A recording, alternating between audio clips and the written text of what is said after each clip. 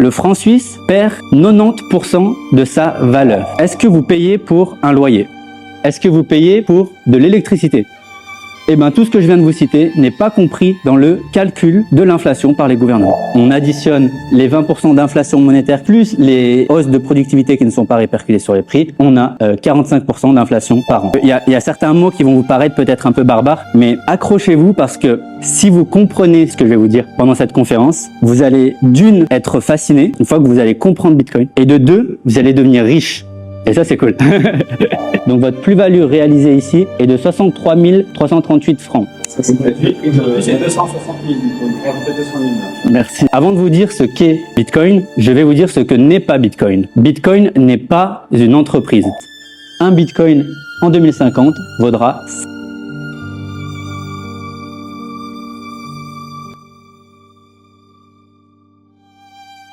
Alors, mesdames et messieurs, bonsoir. On va pouvoir commencer. Alors, tout d'abord, merci d'être venus ce soir. Merci énormément à toute l'équipe pour l'accueil. Donc, ce soir, on est dans un lieu absolument symbolique. Tout d'abord pour le lieu, mais également pour vous situer géographiquement où est-ce que l'on se trouve, au centre même de Genève. Et Genève, c'est au centre de la finance mondiale. Donc, c'est absolument symbolique d'avoir ce lieu ce soir pour parler du sujet de Bitcoin. Donc, Bitcoin, pour vous situer aussi dans la temporalité, ça fait 15 ans que le protocole fonctionne sans interruption, 7 jours sur 7, 24 heures sur 24. Toutes les 10 minutes, un nouveau bloc Bitcoin est miné. Et à l'heure où on parle, on en est déjà à plus de 873 000 blocs pour vous situer dans la temporalité de Bitcoin. Donc, très rapidement, et puis j'irai plus en détail pendant la présentation, pour ceux qui ne me connaissent pas, je m'appelle Abel Rabérin, je suis conseiller en gestion de fortune internationale et depuis le début de l'année, je me concentre à expliquer Bitcoin aux gestionnaires de fortune, aux professionnels de la finance. Donc, comment j'en suis arrivé là? C'est que je suis un profond passionné de l'économie en général. Donc, j'ai étudié l'économie, j'ai fait un bachelor en économie, j'ai fait un master en gestion de fortune, j'ai fait une école crypto-monnaie qui est reconnue par l'État français. Il n'y a pas beaucoup d'écoles pour l'instant qui le sont, donc c'était un des premiers diplômes. Et tout ça pour vous dire que ce que je vais pouvoir vous offrir ce soir, c'est un condensé, c'est une conclusion de toutes ces années de recherche. Et l'objectif, pour moi, il va être assez simple ce soir, c'est de vous faire comprendre qu'il est fondamental pour vous d'adopter Bitcoin dans vos stratégies. Donc en général, comme je vous ai dit, je parle aux gestionnaires de fortune, donc je vais parler en même temps aux particuliers investisseurs et en même temps aux gestionnaires de fortune. Donc il est essentiel pour vous d'adopter Bitcoin dans vos stratégies personnelles, mais également pour vos stratégies pour vos clients. On va, dans cette aventure de ce soir, on va, le plan de route va se faire en plusieurs étapes. Donc la première étape, ça va être de déterminer quels sont les points essentiels de Bitcoin, les fondamentaux. Ensuite, la deuxième étape, et là, je vais vous demander de vous accrocher, d'attacher vos ceintures, parce que la deuxième étape, elle va être très jalonnée. Ça va être de comprendre la différence et les différences fondamentales entre Bitcoin et les autres crypto-monnaies, mais également Bitcoin et les actifs financiers et les monnaies traditionnelles. Donc, ça va être assez ardu, mais ensuite, la troisième étape, et ça va être la meilleure étape, c'est quand on va mettre le clignotant et puis on va s'insérer sur l'autoroute de la richesse. Et là, vous allez comprendre vraiment pourquoi Bitcoin fait tout son sens. Donc, avant de dire ce qu'est Bitcoin, je vais vous demander également de temps en temps de participer donc par levée de main qui connaît les crypto-monnaies. Ok. Est-ce qu'il y en a qui ne connaissent pas du tout les crypto-monnaies? Ok, un petit peu. Ok, bon bah parfait. Donc, avant de vous dire ce qu'est Bitcoin, je vais vous dire ce que n'est pas Bitcoin. Bitcoin n'est pas une entreprise. Ça, c'est fondamental à comprendre pour la suite du développement. Bitcoin n'est pas une entreprise. Alors Bitcoin, c'est quoi? Bitcoin, c'est un système de paiement. Tout simplement, qu'est-ce qu'il permet de faire? Il vous permet de transférer de la valeur partout dans le monde sans intermédiaire.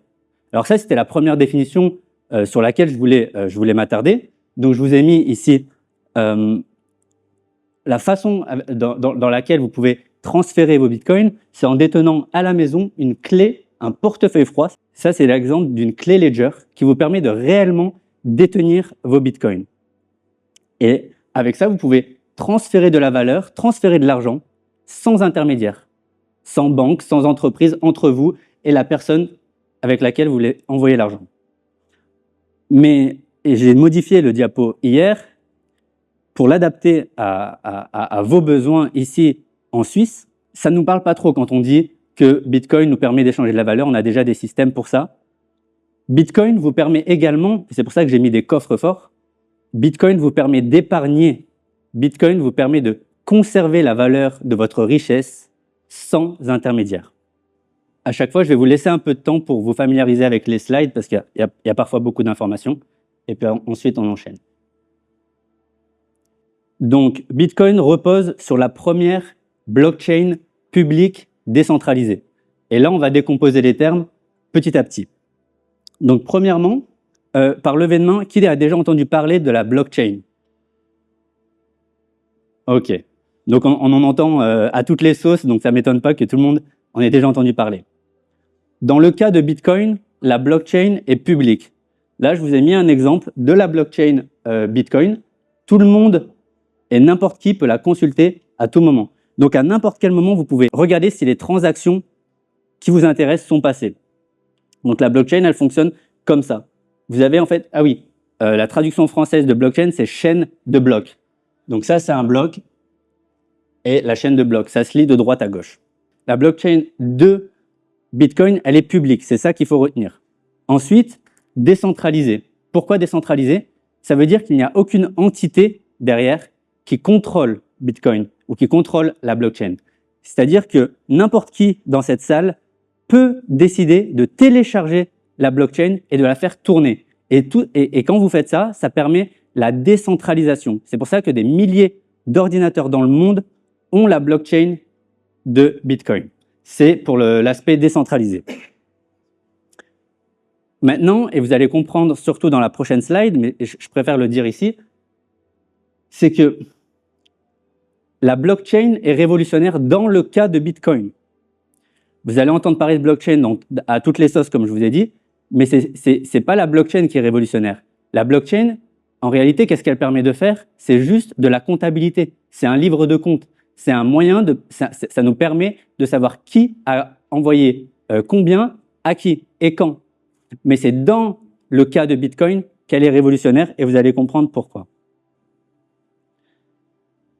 Donc, Bitcoin, on a souvent tout un mythe autour de cet objet et on se dit on ne sait pas d'où ça vient, ça sort de nulle part. Et bien là, moi, je voulais vous présenter les inventeurs de Bitcoin. Donc, ici, c'est une image qui a été prise à Lugano. Chaque année, en octobre, il y a une conférence publique à laquelle vous pouvez participer. J'y étais le mois dernier. Et ils ont créé une statue à l'effigie de l'inventeur de Bitcoin, Satoshi Nakamoto, qui est en fait un pseudonyme. On ne sait pas qui est réellement derrière ce pseudonyme. Derrière la statue, le maire de Lugano, une petite aparté pour vous dire que le maire de Lugano a quasiment fait monnaie légale Bitcoin à Lugano, parce que tous les citoyens de Lugano peuvent payer leurs impôts et peuvent payer tout ce qui est administratif en Bitcoin. Et également, les commerçants peuvent accepter et sont invités à accepter Bitcoin. Ensuite, je vous ai mis dans la même slide ce que je considère les inventeurs de Bitcoin, parce qu'en fait, Bitcoin, c'est quoi? C'est un ensemble de technologies. Donc, il y a toute une préhistoire à Bitcoin. Bitcoin, il faut savoir, par levée de main, qui sait quand est-ce que Bitcoin a été lancé par levée de main? Ok, donc Bitcoin a été lancé en 2009. Mais avant 2009, il y a 40 ans d'années de travaux qui ont été effectués autour de la cryptographie. Et toutes les technologies qu'on voit là, elles ont juste été implémentées et ça a créé Bitcoin. Donc, le premier à l'image en haut, Nick Szabo, qui est un cryptographe, très célèbre cryptographe, et qui a créé les smart contracts, les fameux smart contracts qui ont été utilisés dans d'autres crypto-monnaies. Mais là, l'important, c'est de retenir, dans le cas de Bitcoin, c'est absolument révolutionnaire. Les cypherpunks par l'événement, est-ce que vous savez ce que c'est les cypherpunks? Peut-être qu'il n'y a pas tout le monde. Ok, donc les cypherpunks, c'est un groupe de cryptographes. Les cryptographes, ce sont des professionnels de la cryptographie. Ce qu'il faut comprendre, c'est que ce sont des experts pour protéger votre vie privée et notre vie privée dans le monde digital. Donc, les cypherpunks, c'est juste une branche de ces cryptographes-là. Et ce qu'il faut retenir pour comprendre d'où ça vient Bitcoin et ses technologies, c'est que, en plus d'être des techniciens hors pair, ils ont toute une philosophie derrière, toute une philosophie et une pensée également politique derrière leurs travaux. Et ils s'attachent à défendre les libertés individuelles, à vous rendre vos libertés individuelles dans le monde digital. Donc ensuite, je vous ai mis d'autres cypherpunks comme Julian Assange. Je vais pas revenir là-dessus, mais Julian Assange, il a été sauvé, en tout cas Wikileaks, sa création a été sauvée grâce à Bitcoin lorsque les gouvernements et les banques se sont mis d'accord pour fermer l'accès au système financier à Wikileaks. À ce moment-là, la seule option qui était possible pour financer Wikileaks et survivre et toujours nous donner les meilleures informations possibles, pour ceux qui connaissent Wikileaks, et ben, ça a été grâce à Bitcoin et aux Bitcoiners qui les ont soutenus. Ensuite, je vous ai mis Alphine qui court en bas à droite. Alphine, c'est tout simplement le premier à avoir reçu la première transaction Bitcoin. Donc, il peut parfois être considéré comme le co-inventeur parce que c'est celui qui était le plus proche de l'inventeur Satoshi Nakamoto. Maintenant, on va revenir sur cet homme-là, Adam Back, et on va le lier avec ce que je vous ai dit juste avant.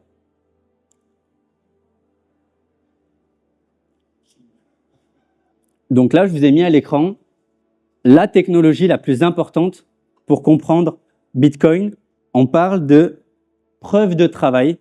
La preuve de travail, c'est cet homme-là, Adam Back, qui l'a créé, et c'est le fonctionnement par lequel les bitcoins sont créés, les bitcoins sont minés. J'ai bien aimé générer cette image avec ChatGPT parce qu'il me semble qu'il y a une métaphore qui est peut-être visuellement plus facile à comprendre que quand on parle de minage de bitcoin. Avant, pour miner de l'or, c'était réellement avec la pioche où on allait taper dans la roche. Aujourd'hui, le minage, ça ressemble pas du tout à ça, ça ressemble à ça. Le minage de bitcoin, ce sont des ordinateurs qui génèrent de la puissance de calcul. Et en fait, pour miner un bloc Bitcoin, vous pouvez vous demander comment est-ce qu'ils se rémunèrent, les mineurs de Bitcoin. Eh bien, lorsqu'ils trouvent le résultat, eh bien, ils sont récompensés en Bitcoin. C'est fondamental. Pourquoi? Parce que conceptuellement, quand on commence à s'intéresser à Bitcoin, on se dit mais c'est quelque chose de digital, c'est quelque chose de ça a l'air irréel, ça a l'air imaginaire. Et c'est cette technologie-là qui ramène Bitcoin dans la vie réelle, dans l'aspect matériel des choses, parce qu'il faut une dépense électrique énergétique. Ce qu'il faut comprendre également, c'est que c'est cette dépense énergétique qui permet de sécuriser le réseau Bitcoin. Je voulais vous l'expliquer également en parlant de la blockchain. Je vous ai parlé de la blockchain tout à l'heure. La blockchain plus la preuve de travail ensemble permet de résoudre pour la première fois de l'histoire un des problèmes majeurs qu'on avait. C'est-à-dire que dans le monde digital, tout sauf Bitcoin est copiable et hackable. J'aime pas trop, je sais pas si ça se dit, mais on peut tout hacker et on peut tout copier-coller. C'est-à-dire que dans le monde digital, si j'ai un PDF et que je vous l'envoie, eh ben j'ai toujours le PDF et vous l'avez. Et donc ça, c'était un problème majeur. On parle du problème de la double dépense. Pour ceux qui connaissent, c'est le problème des généraux byzantins. Et malheureusement, avant Bitcoin, on n'avait pas trouvé un moyen de gérer ça. Et grâce à ce que je viens de vous dire, les transactions ne peuvent pas être frauduleuses sur Bitcoin. C'est-à-dire que si j'envoie un Bitcoin, il va être super content. Pourquoi? Parce que j'ai choisi parce qu'il m'a invité ce soir. Si j'envoie un Bitcoin là et moi je ne l'ai plus. Et ça, c'est ce qu'on parle de avoir créé la rareté numérique pour la première fois avec Bitcoin. Je voulais rajouter une dernière chose, peut-être que vous l'avez jamais entendu, mais en janvier 2024, il s'est passé quelque chose d'assez exceptionnel. C'est que avant 2024, l'actif financier le plus dur à produire, c'était de l'or. À partir de janvier 2024, l'actif financier le plus dur à produire, c'est un bloc Bitcoin. Donc Bitcoin devient l'actif le plus rare et le plus dur à produire.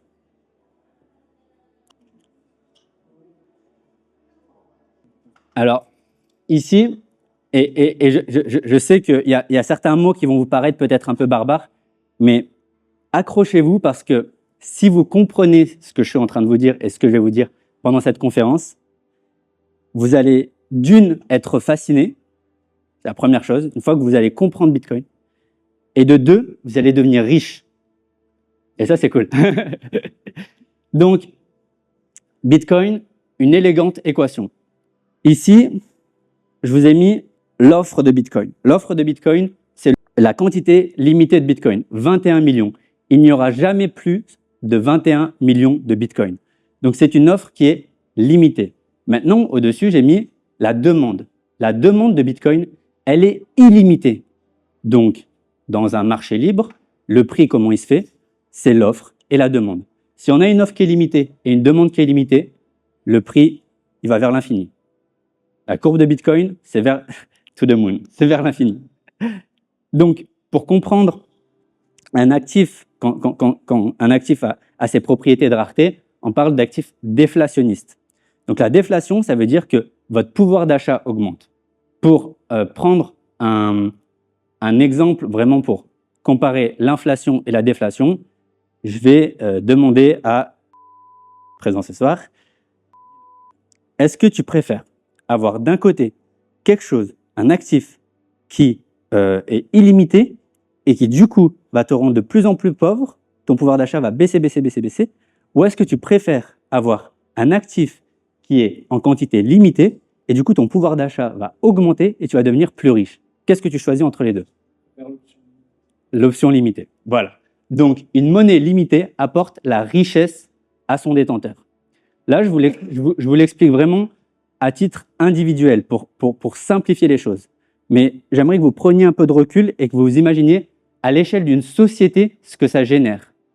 À l'échelle d'une société, une monnaie limitée apporte l'abondance à l'entièreté de la société. Vous pouvez retenir ça. Donc, là, ce qu'on vient de faire, c'est la première étape de notre voyage. On vient de comprendre les fondamentaux de Bitcoin. On a compris qu'il avait une quantité limitée, on a compris qu'il était dur à produire, et maintenant, on va se diriger vers la deuxième étape de notre voyage. On va tout simplement le comparer à la finance traditionnelle, aux actifs financiers traditionnels et aux autres crypto-monnaies. Je vous laisse regarder. Est-ce qu'il y en a dans la salle qui n'ont jamais entendu parler du terme fiat? Ok, donc fiat, tout simplement, c'est lorsque un gouvernement imprime sa propre monnaie. On parle de monnaie fiat. Ici, je vous ai mis un graphique absolument horrible parce qu'il il nous montre en fait, il nous montre la perte de pouvoir d'achat du franc suisse sur les 100 dernières années. Le franc suisse perd 90% de sa valeur. Et ça, c'est la meilleure des monnaies traditionnelles. Donc imaginez le risque. Donc le franc suisse perd 90% de sa valeur. Pourquoi, me direz-vous, pourquoi le franc suisse perd sa valeur? Pourquoi les monnaies traditionnelles perdent leur valeur? Premièrement, ça ne coûte rien d'imprimer de l'argent. Pour les banques centrales, ça ne coûte rien. Imprimer de l'argent traditionnel, c'est juste un clic sur un ordinateur. Donc ça, c'est la première chose. Deuxième chose, la valeur des monnaies traditionnelles dépend fortement du niveau de confiance qu'ont les détenteurs de cette monnaie. Donc, à mesure que des personnes intelligentes comme vous ce soir venez vous éduquer financièrement, eh bien, vous comprenez comment fonctionne la monnaie. Déjà, par levée de main, est-ce que vous saviez que le franc suisse avait perdu 90% de sa valeur? Oui? Oh, nice. OK, mais il y en a qui ne savaient pas. Donc, à mesure que les gens s'éduquent, eh ben, il y a une perte de confiance sur la monnaie et du coup, eh ben, il y a une perte de valeur. Absolument. Et donc, l'impression monétaire, on comprend que plus on imprime de la nouvelle monnaie, plus on appauvrit sa propre population. Je vous ai mis ici ce que je considère réel, c'est-à-dire que pour moi, Bitcoin est absolument séparé du fiat et des autres crypto-monnaies. Toutes les autres crypto-monnaies, je les mets dans le même monde fiat. Je le mets comme une extension des systèmes financiers traditionnels. Et pour imager cela, je vais vous parler de la deuxième crypto-monnaie, Ethereum. Donc Ethereum, c'est la deuxième plus grosse crypto-monnaie. Et Ethereum, tout simplement, c'est une entreprise technologique. Alors tout à l'heure, je vous ai dit, Bitcoin, ce n'est pas une entreprise, c'est un protocole. Ethereum est une fondation, une entreprise, qui a son siège social d'ailleurs à Zug, pas très loin d'ici. Et qu'est-ce qu'ils ont fait? Au moment de la création, les fondateurs ont décidé de se distribuer entre eux 70% de la création d'Ethereum. Donc ce que ça veut dire, c'est que ça ressemble énormément au système financier traditionnel. Peut-être que certains d'entre vous sont familiers avec la notion d'effet cantillon. L'effet cantillon, c'est le fait que les plus proches de la machine à imprimer s'enrichissent aux dépens du reste. Et bien là, le cas d'Ethereum, c'est la même chose. Ils se sont octroyés 70% de la supply avant de l'offrir au monde. Donc, en plus de ça, les entreprises technologiques des crypto-monnaies changent de règles, ou en tout cas peuvent changer de règles quand elles le souhaitent. Ethereum a notamment changé de règles à plusieurs moments. Bitcoin, à l'inverse, a des règles fixes qui ne peuvent pas être changées. Donc, ce qu'il faut comprendre, c'est que Bitcoin n'est pas dirigé par des humains, mais par un simple code informatique. Donc, selon moi, tous les actifs financiers, crypto-monnaies compris, peuvent être manipulés à part Bitcoin. Ce qui en fait d'ailleurs une véritable alternative. Donc, la phrase là, je vous l'avais expliqué juste avant, une monnaie illimitée apporte la pauvreté à son détenteur. Mais du coup, dans le cas des crypto-monnaies qui ne sont pas Bitcoin, les crypto-monnaies illimitées ou les coins illimités apportent la pauvreté également à leurs détenteurs. Maintenant que vous avez compris que, surtout en Suisse, avec les intérêts bancaires qui sont très faibles, laisser de l'argent en banque lorsque l'inflation est énorme, eh ben, vous comprenez que ce n'est pas la bonne solution. Vous vous appauvrissez. Vous pourrez acheter moins demain avec le même salaire. Donc moi, je vais vous parler d'une notion que j'ai reprise de Jeff Booth dans son livre « Le prix de demain ». Ça m'a pris 2 lectures plus une écoute entière pour comprendre ces notions qui m'a dû, en tout cas pour moi, qui ont mis du temps à monter. Donc ici, l'idée c'est qu'il y ait minimum 45% d'inflation réelle. Si vous écoutez les économistes traditionnels ou si vous écoutez la télé, les médias traditionnels, ils vous diront que l'inflation est d'environ 2% par an. Alors on va regarder comment est-ce qu'ils calculent. Le calcul de l'inflation, c'est l'IPC, l'indice des prix à la consommation. Cet indice, il est choisi par les gouvernements et leurs économistes en interne, et en fait, ils prennent un panier de biens et services qu'ils choisissent. Et quand ça les arrange, ils enlèvent certains biens. Donc pour démontrer cette imbécilité de l'IPC et de ce calcul de l'inflation, je vais vous demander de lever la main si vous payez pour une des choses que je vais citer. Est-ce que vous payez pour un loyer? Est-ce que vous payez pour de l'essence pour vous déplacer? Est-ce que vous payez pour de l'électricité? Est-ce que vous payez pour de l'énergie et vous chauffez? Eh bien, tout ce que je viens de vous citer n'est pas compris dans le calcul de l'inflation par les gouvernements. Tout simplement, c'est ridicule parce que, voilà, vous l'avez compris, c'est plus de la moitié des dépenses des citoyens. Donc, pour avoir une idée plus précise de l'inflation réelle, on a un agrégat monétaire qui s'appelle M2. Et là, je vous ai pris l'exemple de la Banque centrale européenne. Et tout simplement, M2, qu'est-ce que c'est? C'est le rythme auquel les banques centrales impriment de l'argent. Et là, vous avez une idée plus claire de l'inflation réelle. Donc, avant 2020, M2, c'était 10% par an. Donc, chaque année, les banques centrales imprimaient à hauteur de 10%. Donc là, vous avez une idée un peu plus claire de l'inflation réelle, 10% avant 2020. 2020, c'est un point clé avec la crise du Covid qui financièrement est beaucoup plus catastrophique que la crise de 2008. Et à partir de 2020, c'est 30% d'impression monétaire. Donc ça vous donne une idée de l'inflation réelle qui est beaucoup plus proche de 20% comme Jeff l'annonce, plutôt que des 2% que le gouvernement vous annonce. Maintenant, il faut comprendre une autre notion qui est, vous allez comprendre, c'est très simple, il parle de 25% de hausse de productivité non répercutée sur les prix. Alors, dans cette notion, il y a plusieurs choses. Premièrement, Jeff fait la conclusion de dire que les marchés libres sont par nature déflationnistes. Un marché libre, s'il n'y avait pas de manipulation, eh ben, les prix devraient baisser. Pour vous, les prix devraient baisser dans une économie. Pourquoi? Parce que les entrepreneurs, tous les jours, ils sont en compétition pour vous offrir un maximum de valeur, vous offrir les meilleurs services et les meilleurs produits moins chers que leurs compétiteurs. Donc vous pouvez vous demander, mais alors pourquoi les prix ne baissent pas?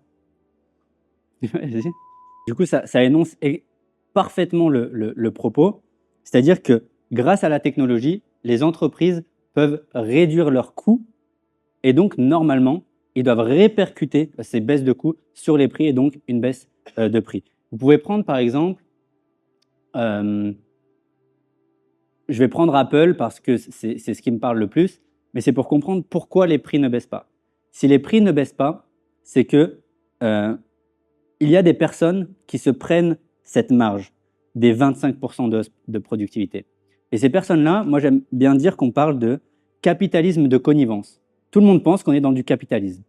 La réalité, c'est qu'on n'est pas dans du capitalisme. On est dans du capitalisme de connivence où les gouvernements et les grandes entreprises se mettent d'accord. Parce que sur un produit Apple, par exemple, on sait que le prochain iPhone ou celui de cette année, il n'est pas extrêmement meilleur que celui d'avant. Donc pourquoi ils peuvent se permettre de mettre le même prix ou de mettre plus cher? C'est tout simplement parce que ça ne va pas dans l'intérêt ni de l'entreprise, ni des gouvernements. Les gouvernements, il faut savoir qu'ils se prennent, grâce au TVA et aux taxes multiples, ça leur fait des entrées d'impôts, ça leur fait des recettes fiscales, ces prix-là. Donc ils n'ont pas intérêt à ce que ça baisse. Et pour les entreprises, vous le comprendrez, la plupart de ces grosses entreprises ne sont plus au service des clients, ils sont bien trop loin des clients. Ces entreprises-là, elles sont au service des actionnaires. Donc des prix élevés, ça fait des dividendes pour les actionnaires. C'est triste, mais c'est juste aussi simple que ça. Et donc, si maintenant on additionne les 20% d'inflation monétaire qui sont bien plus proches de la réalité, plus les hausses de productivité qui ne sont pas répercutées sur les prix, on a 45% d'inflation par an. Et donc dans ce contexte, vous comprenez qu'il faut agir parce que votre argent qui n'est pas investi, ils fond comme neige au soleil. Et donc vous pourriez vous dire, oui, mais j'ai pas envie d'investir dans le Bitcoin. Eh bien, on va voir quelles sont vos alternatives. Ici, je vous ai mis une image de Michael Saylor, qui est l'ancien CEO de MicroStrategy, l'entreprise qui détient le plus de Bitcoin au monde. Désormais, il est plus CEO, il est chairman pour pouvoir utiliser son temps à démocratiser Bitcoin et à expliquer Bitcoin. En fait, c'est de lui que j'ai eu cette information d'inflation des actifs. Je ne l'avais jamais entendu comme ça. Alors j'ai fait 5 ans d'études en finance, on n'en a jamais parlé. Et je vous ai mis à côté le S&P 500, la charte, le graphique historique du S&P 500. Par levée de main, qui connaît le S&P 500? Ok. Donc, le S&P 500, c'est tout simplement un indice qui représente la performance des 500 meilleures entreprises américaines. Petite anecdote pour ceux qui s'intéressent aux investissements. Si vous investissez dans le S&P 500, donc vous avez des produits faits pour un ETF S&P 500, et que vous investissez dedans de manière régulière, sans complications, sur le long terme, vous faites mieux que tous les gestionnaires de fortune au monde. Donc vous pouvez vous dire, je vais payer des professionnels de la finance qui vont m'offrir des rendements énormes. Le S&P les détruit tous, c'est passif et vous avez besoin de personne.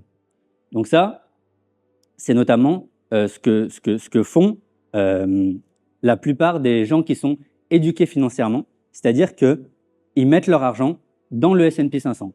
D'ailleurs, je vous ai mis, ça vous rappelle quelque chose. Pourquoi? Parce que si vous regardez cette courbe de M2, vous vous rappelez, M2, c'est le taux auquel les banques centrales impriment. Et bien là, on peut voir que c'est des courbes qui se ressemblent énormément. Et ça revient à la notion que je vous ai dit tout à l'heure, l'effet cantillon. C'est-à-dire que ceux qui sont le plus proches des banquiers centraux, de ceux qui impriment, eh ben, ils ont les meilleures informations. Et tout simplement, ils mettent leur argent dans le S&P 500. Bon, tout ça pour dire qu'il y a une notion fondamentale, c'est que l'inflation est subjective. L'inflation, elle dépend des individus. C'est ridicule de dire qu'il y a une inflation pour tout le monde. Pourquoi? Parce que l'inflation dépend de ce que vous pouvez acheter. Alors, je m'explique.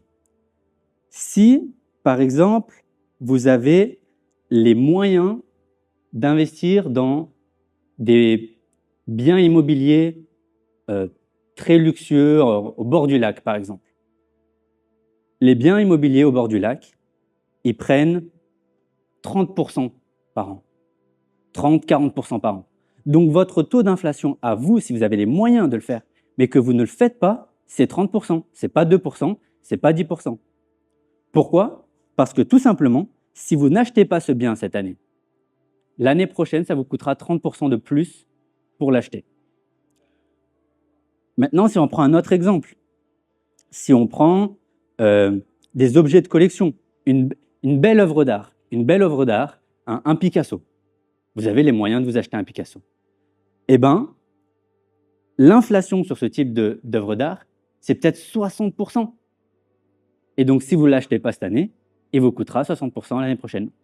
Donc, vous avez compris qu'ici, l'inflation est subjective et dépend des individus. Donc, ici, c'est un système, malheureusement, qui favorise les possesseurs d'actifs et appauvrit les autres. C'est, en quelque sorte, un moyen de redistribution de la richesse des épargnants vers les détenteurs d'actifs. Donc, au cours de cette deuxième étape de notre aventure, de notre voyage, nous avons vu ici l'inflation monétaire, l'inflation réelle, nous avons vu l'inflation des actifs, nous avons vu la manipulation des marchés et les distorsions économiques que cela génère. D'ailleurs, sur ça, le fait qu'il y ait des inégalités financières toujours plus grandes, parce qu'il faut vraiment voir que la différence, elle est exponentielle. C'est-à-dire que les riches s'appauvrissent beaucoup plus vite et les pauvres s'appauvrissent toujours plus rapidement. Et cette distorsion, ces inégalités économiques et financières, ça crée des inégalités sociales. Je ne rentrerai pas dans les débats politiques ce soir, mais c'est juste pour comprendre que ces inégalités-là, elles mènent non, j'arrive pas à dire ça. Elles mènent à des... Fatalement, merci. Fatalement à la montée des partis politiques extrémistes et aux États totalitaires. À chaque fois qu'il y a des inégalités sociales énormes comme ça, c'est le terreau fertile pour ce genre de politique. Et donc, ici, j'aimais à dire que n'espérez pas trouver une solution dans les crypto-monnaies autres que Bitcoin, car ces cryptos font partie du même système manipulable. Elles sont souvent contrôlées par des fondateurs ou des entreprises qui peuvent changer les règles et créer des unités en illimité, tout comme les banques centrales impriment les monnaies fiat. Elles ne représentent donc qu'un prolongement du système traditionnel.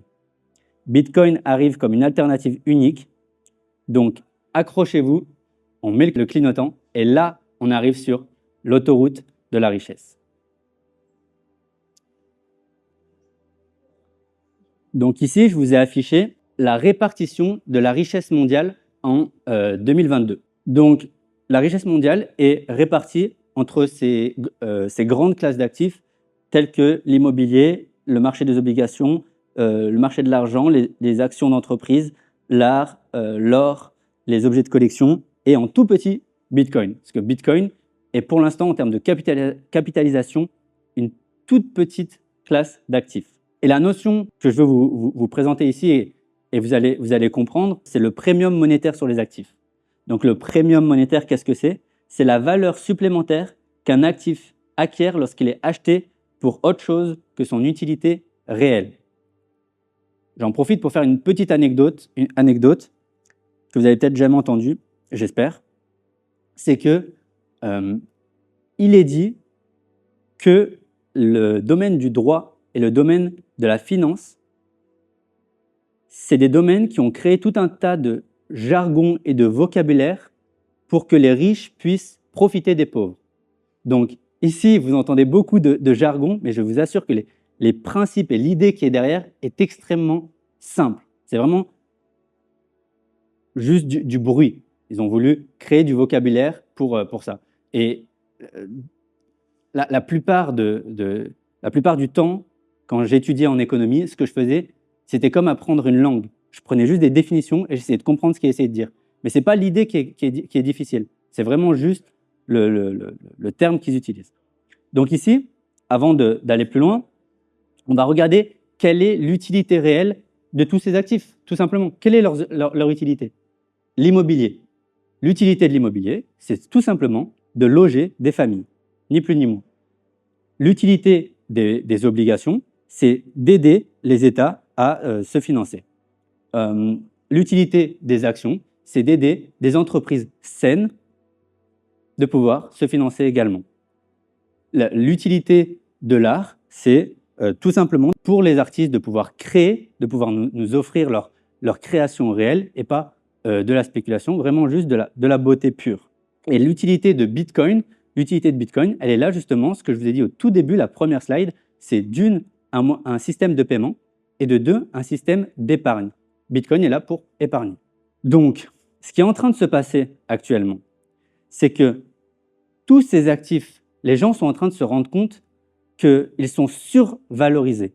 Survalorisés, pourquoi? Parce que les gens les utilisent pas pour leur utilité réelle, mais pour se protéger de l'inflation. Donc du coup, l'immobilier ne sert plus à loger des familles, mais il sert à protéger de l'inflation la plupart des riches ou des gens qui ont les moyens de s'acheter de l'immobilier. Et donc du coup, on se retrouve dans des cas où, par exemple, on va prendre le cas d'une riche personne qui va avoir des millions et des millions sur son compte en banque et qui comprend l'inflation que je vous ai dit tout à l'heure, et du coup, il va acheter 20, 30, 50, 200 maisons. Pas pour vivre dedans, il ne va pas y aller dedans, il ne va même pas les mettre sur le marché en location. D'ailleurs, il n'y a qu'à voir si vous vous baladez au bord du lac Léman. Il y a des magnifiques villas, il y a des magnifiques manoirs, et vous pouvez regarder, elles sont inhabitées. Parce qu'elles sont utilisées pas pour leur utilité réelle, mais pour se protéger de l'inflation. Et ça, ce qui est révolutionnaire avec Bitcoin, c'est que Bitcoin, il vient absorber comme un vortex le premium monétaire de ses actifs. Ce qui est bien, c'est que c'est win-win, c'est-à-dire que pour la personne qui a énormément d'argent, c'est bien moins compliqué d'acheter du Bitcoin pour conserver sa valeur dans le temps, plutôt que 200 maisons. Ça fait beaucoup plus sens. Parce que une des conséquences négatives de ça, c'est que du coup, comme je vous ai dit, les biens immobiliers deviennent inaccessibles, mais les loyers aussi deviennent impossibles pour la plupart des gens qui vivent dans des villes. Il y a aussi des coûts de maintenance, carrying costs, la sécurité, il y a plein de coûts associés avec ça également. Absolument. Donc même pour les gens, c'est quelque chose d'absolument fantastique d'avoir un nouvel actif qui va pouvoir jouer ce rôle de conservation de la valeur dans le temps. Et grâce à ça, du coup, l'immobilier pourra resservir à loger des familles, l'art redeviendra une passion et pas une spéculation. parce que pour ceux qui s'y connaissent un peu dans la finance, le domaine de l'art, c'est devenu plus de l'évasion fiscale qu'autre chose. Les entreprises également, elles deviendront beaucoup plus saines et on aura des capitalisations d'entreprises qui deviendront beaucoup plus cohérentes par rapport à leur performance réelle et pas à toute cette survalorisation et ce premium monétaire. Donc Bitcoin, en quelque sorte, on peut dire qu'il purifie le système et il fait retomber les actifs à leur utilité réelle. Donc grâce à ça, on va avoir une société dans son ensemble qui sera plus cohérente. Et maintenant, on va voir comment, ce que je viens de vous énoncer, comment ça se reflète dans le prix de Bitcoin. Donc là, bon, ça va être très simple. On a passé le plus dur, je vous promets. Là, c'est même si vous ne comprenez pas ce que j'ai dit, le prix, c'est l'information. En économie, le prix, c'est l'information la plus importante. Donc, si vous comprenez ces slides, l'objectif de ce soir sera atteint. Donc ici, tout simplement, pour ceux qui ne le savaient pas, je vous montre un graphique du prix de Bitcoin dans l'histoire. Donc, tout simplement, en 2011, vous pouviez avoir un Bitcoin pour 16 francs, en 2014 pour 1200 francs, en 2018 pour 13 000 francs, et aujourd'hui, le prix de Bitcoin atteint 98 000 francs, bien évidemment. D'ailleurs, en février, le prix était de 35 000 francs, et aujourd'hui, en novembre, quand j'ai commencé la conférence, il était à 85 000 francs, et donc c'est encore une fois plus de 100% sur l'année. Bitcoin, il faut savoir également que sur les 10 dernières années, c'est l'actif financier qui surperforme tous les autres. C'est le meilleur actif financier depuis plus de 10 ans, et cette année, ce sera encore lui. Là, je vous ai pris un exemple que j'ai pris à une amie, Ask a Bitcoiner 21 Question. Donc, c'est une amie qui fait de la création de contenu sur Bitcoin. Et bon, j'ai repris l'exemple. Je ne savais pas si tu voulais le dire ou pas. Donc, c'est Saïda qui est là. Yes. Et donc, du coup, j'ai traduit pour que vous compreniez l'exemple. Ceci est votre métier. Vous êtes infirmière en Suisse. Vous gagnez 4 000 francs par mois. En décembre 2017, vous décidez d'épargner 400 francs par mois, donc 10% de votre salaire. En novembre 2024, vous avez accumulé 2,91 bitcoins. Jusqu'à présent, vous avez dépensé 38 400 francs pour acheter ces bitcoins. Cependant, votre portefeuille de bitcoin vaut désormais 101 738 francs. Donc, votre plus-value réalisée ici est de 63 338 francs. C'est 260 000, donc rajouter 200 000 là. Merci. Et donc, si cet investissement vous fait envie, vous avez deux choix. Soit vous êtes experte et vous décidez de tout faire toute seule, donc vous sécurisez votre investissement, vous achetez une clé Ledger ou une clé Bitbox d'environ 100 francs.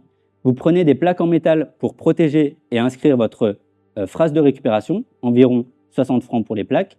Vous achetez deux petits coffres-forts et vous les cachez à différents endroits, environ 200 francs. Coût total, environ 360 francs pour sécuriser le meilleur actif financier au monde. Maintenant, deuxième option, vous préférez être accompagné pour être rassuré. Vous pouvez prendre 3 rendez-vous avec moi à 99 francs chacun, donc 297 francs au total. Vous recevez une formation personnalisée et apprenez à devenir autonome. Je vous ai mis ici un exemple de protocole que je mets en place avec des clients. Donc tout simplement, à quoi ça ressemble? Ça ressemble à un virement automatique qu'on met en place depuis le téléphone, enfin téléphone ou ordinateur. Et c'est juste un virement automatique vers un broker, une entreprise qui va acheter les bitcoins pour vous et qui va l'envoyer dans votre clé Ledger. Donc ici, c'est le meilleur système que j'ai trouvé. C'est la conclusion de ces années de recherche sur le sujet. J'aimerais transitionner et j'aimerais vous aider à vous repérer dans le temps, en fait. Où est-ce qu'on était, où est-ce qu'on en est et où est-ce qu'on va, tout simplement. Donc, Bitcoin, de l'utopie des idéalistes à l'adoption par les institutionnels. De 2008 à 2017-2018 à peu près, donc de l'invention de Bitcoin jusqu'à 2017, c'était vraiment les geeks, les entrepreneurs, les gens qui comprenaient tout l'aspect tech de Bitcoin qui ont réussi à voir son potentiel et à rentrer dans dans Bitcoin à ce moment-là. Ensuite, en 2017-2018, qu'est-ce qui s'est passé? La création d'énormément de crypto-monnaies. Et donc, ce qu'on appelle les crypto-cowboys, c'est les ICO. Donc, une ICO, c'est un moyen de lever des fonds pour une entreprise tech qui cherche à créer des crypto-monnaies. Ces entreprises-là, il faut savoir que 98% des ICO de 2017, les entreprises n'existent plus. Les crypto-monnaies n'existent plus aujourd'hui. Donc, pardon? Pourquoi? Parce qu'il y a tout un tas d'arnaques. Moi, j'aime bien dire qu'il y a à peu près 95% de l'écosystème des crypto-monnaies qui sont des arnaques. Et donc, c'était juste des projets tech qui cherchaient à lever des fonds et à créer leur coin. Mais on ne reproduit pas Bitcoin. C'est une invention qui a été faite une fois et qui ne se reproduira pas. Donc, c'est un peu comme c'est étrangement les mêmes statistiques sur les startups de manière générale. C'est 9 startups sur 10 qui, après 5 ans, n'existent plus. Donc, de 2020 à 2024, ça a été les années folles. Donc, beaucoup de flou autour des crypto-monnaies et autour de Bitcoin, avec les faillites de FTX. FTX était la deuxième plateforme d'échange au monde et qui a fait faillite dans ces années-là. Et il y avait tout un flou. En fait, on avait besoin que les gouvernements, que les régulations deviennent plus claires autour de Bitcoin et des crypto-monnaies pour pouvoir arriver là où on en est. Janvier 2024, le grand tournant est la professionnalisation de Bitcoin. Donc, c'est important de rappeler que Bitcoin, pour ceux qui connaissent Nassim Nicolas Taleb, un économiste qui pour moi, a créé des concepts absolument clés, même s'il ne comprend pas Bitcoin, on ne peut pas être parfait. Il a conceptualisé le concept de antifragilité. C'est-à-dire que l'antifragilité, c'est quand on tape sur quelque chose et plutôt que de se fragiliser, elle se renforce. Bitcoin, avec tout ce qu'il a connu directement ou indirectement, c'est juste renforcé. Le fait que Bitcoin soit en vie aujourd'hui avec tout ce qui s'est passé, ça renforce sa légitimité. Et l'éclaircissement juridique et réglementaire des cryptoactifs a fait que des entreprises comme Tesla, des entreprises comme Microsoft qui vont passer le mois prochain au conseil d'administration à leurs actionnaires, ils vont leur demander si oui ou non, ils achètent des bitcoins pour la trésorerie de l'entreprise. Tesla détient énormément de bitcoins dans leur trésorerie d'entreprise. MicroStrategy également. Et les fonds d'investissement, notamment comme BlackRock. BlackRock a créé le produit financier, l'ETF Bitcoin. Et en fait, l'ETF Bitcoin a été créé en janvier 2024 et c'est un produit qui permet aux institutionnels, ce qu'on appelle les investisseurs institutionnels, c'est les grosses, c'est là où il y a le plus d'argent au monde, qui leur permettent de pouvoir investir dans Bitcoin. Avant ça, il est important de comprendre que ces investisseurs institutionnels-là, ils ne pouvaient pas entrer dans Bitcoin avant d'être sûrs des considérations ESG de Bitcoin. C'est-à-dire qu'il y a encore 4 ans, voilà ce qu'on pouvait lire dans le Financial Times, un des plus gros journaux au monde. Le minage de Bitcoin nuit à notre climat. En 2023, au-delà de la COP28, un regard neuf sur les qualifications ESG de Bitcoin. Donc là, c'est un shift fondamental et extrêmement important auquel on assiste, c'est le changement de compréhension de Bitcoin et des qualifications ESG de Bitcoin. Par l'événement, est-ce que vous comprenez ce que c'est ESG? Alors, ESG, c'est environnemental, social et gouvernance. Et en fait, c'est tout simplement d'obliger les actifs financiers ou les gestionnaires de fortune ou toutes les personnes autour de la finance de prendre considération des conséquences environnementales de leurs actions et des actifs financiers qu'ils créent. Et donc, Bitcoin était considéré avant par les médias comme polluant la planète. Et aujourd'hui, on va voir que ce shift il y a un changement réel de... Oui, À partir de 2022-2023, c'est ça? ouais, c'est ça.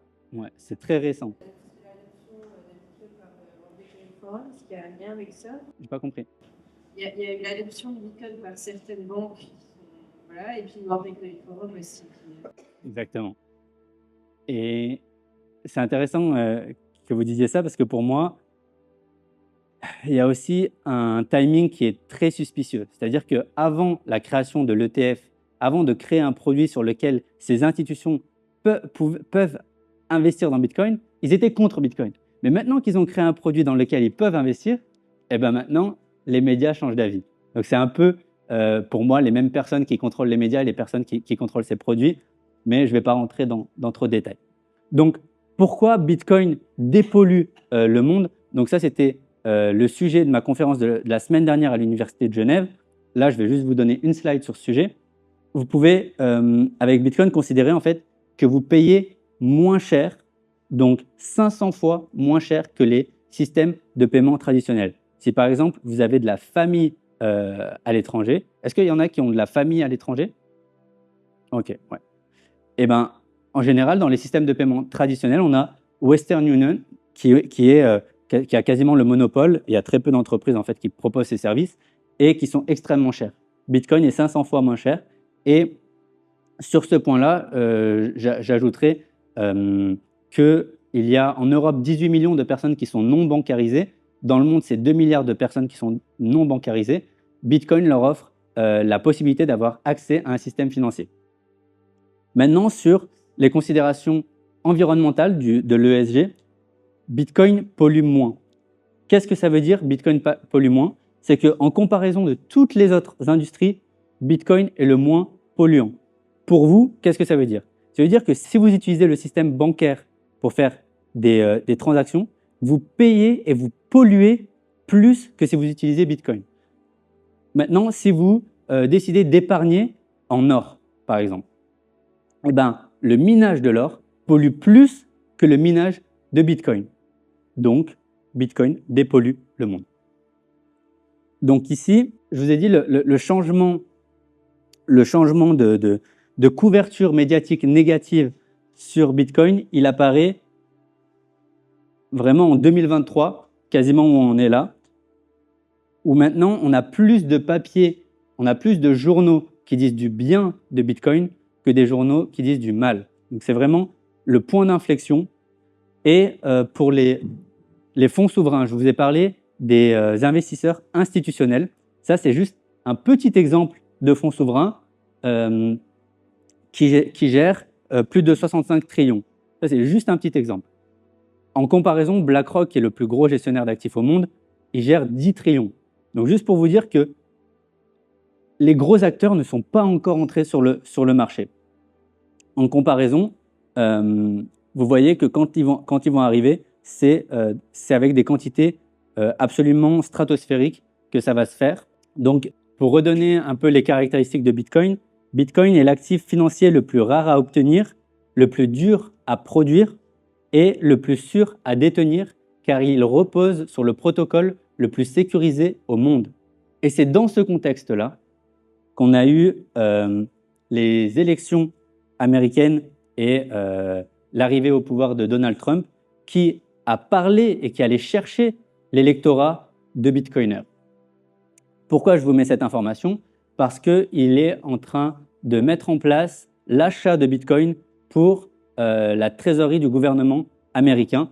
Et ce qu'il faut comprendre ici, pour ceux qui sont familiers avec la notion de l'équilibre de Nash et la théorie des jeux, c'est que janvier 2024, ça a été le shift. C'est-à-dire qu'avant, pour les politiciens, pour gagner plus d'électeurs, il était favorable pour eux de parler négativement de Bitcoin. À partir de cette année, le shift s'est passé dans la théorie des jeux et maintenant, les politiciens ils doivent parler en bien de Bitcoin pour aller chercher un nouvel électorat. Et en plus de ça, ça c'est juste sur la partie électorat, mais ensuite, sur la partie achat de Bitcoin pour les gouvernements, maintenant, là où on en est, le point d'inflexion, c'est que le dernier gouvernement à commencer à investir, ce sera le grand perdant. Et donc maintenant, ça va être la course, et vous allez voir beaucoup de titres comme ça, où les gouvernements vont réfléchir à acheter du Bitcoin. La Banque nationale suisse est en train de passer également le cap avec énormément de discussions avec des Bitcoiners. Et donc, c'est vraiment un point d'inflexion. Ici, je vous ai mis les plus grosses entreprises détentrices de Bitcoin. Donc, vous voyez en 4e position Tesla, qui détient plus de 11 000 Bitcoins. MicroStrategy toujours à la première position. BlackRock, avec 500 000, c'est passé devant. En 4e? En 3e? Tu veux dire à la place de MicroStrategy? Bah depuis janvier, c'est simple. Depuis janvier, c'est simple. C'est à grands coups de milliards par jour que BlackRock achète des bitcoins.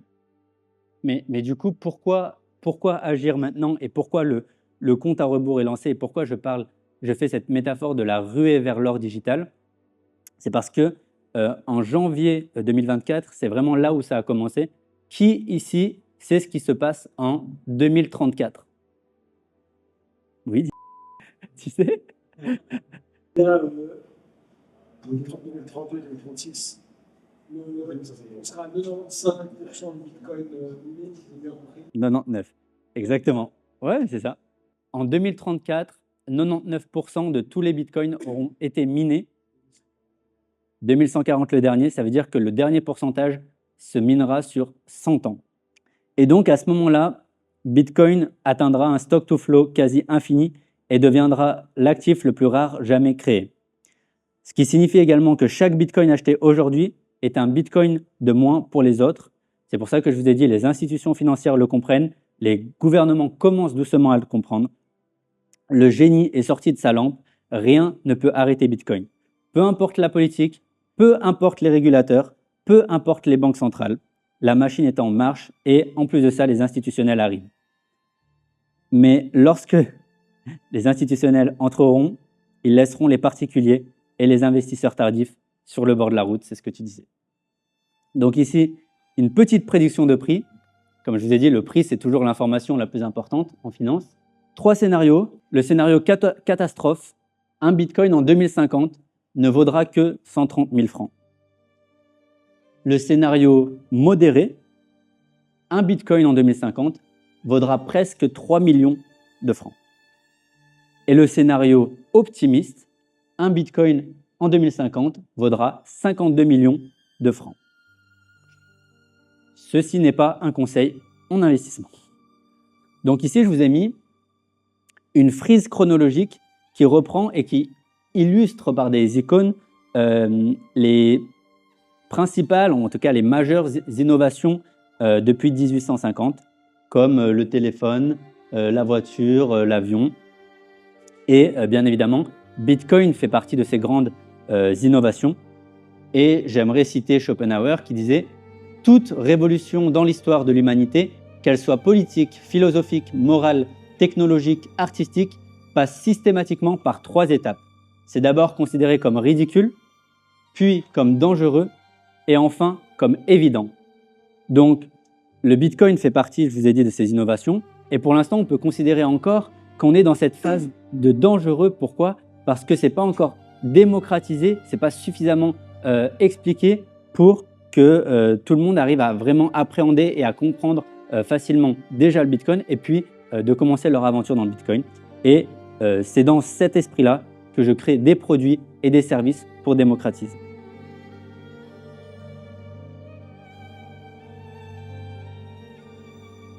Donc, pour conclure, mesdames et messieurs, nous venons d'explorer un système financier traditionnel miné par des failles structurelles. Ce système repose sur des monnaies fiat illimitées, comme on a vu, manipulables et gonflées artificiellement par l'inflation monétaire. Cette inflation réelle, que l'on masque derrière des indices biaisés, atteint en réalité 45% par an. Par ailleurs, les actifs financiers tels que l'immobilier, l'art, les obligations sont fortement surévalués en raison de leur premium monétaire, comme on a vu tout à l'heure, et ces derniers poussent les prix bien au-delà de leur valeur ou de leur utilité réelle, générant des bulles financières, augmentant les inégalités sociales, etc. Mais il existe une réponse à ce système défaillant, Bitcoin. Bitcoin agit ici comme un vortex qui va aspirer tous ces premiums monétaires, assainissant enfin le système financier et posant les bases d'une société plus saine et équitable. Avec son offre, comme on a vu, limitée à 21 millions d'unités et son protocole décentralisé et immuable, Bitcoin offre l'abondance et une hausse de pouvoir d'achat constant à ses détenteurs. Chaque jour, chaque bloc miné, Bitcoin redistribue les cartes et propose un système fondé sur la rareté, la transparence et le consensus sans intermédiaire. C'est, comme je l'ai dit, l'autoroute de la richesse que nous avons empruntée aujourd'hui. Nous sommes désormais arrivés à destination. Ça a été un plaisir de vous conduire jusqu'ici. Et je profite également de cette occasion pour remercier ceux qui me soutiennent depuis le début de mon aventure, c'est-à-dire ma famille, mes compatriotes bitcoiners qui m'ont tant appris, mes bien-aimés followers, mes amis. D'ailleurs, on peut applaudir mon ami qui a filmé tout le long de la conférence. Donc voilà, merci beaucoup pour votre attention. Merci.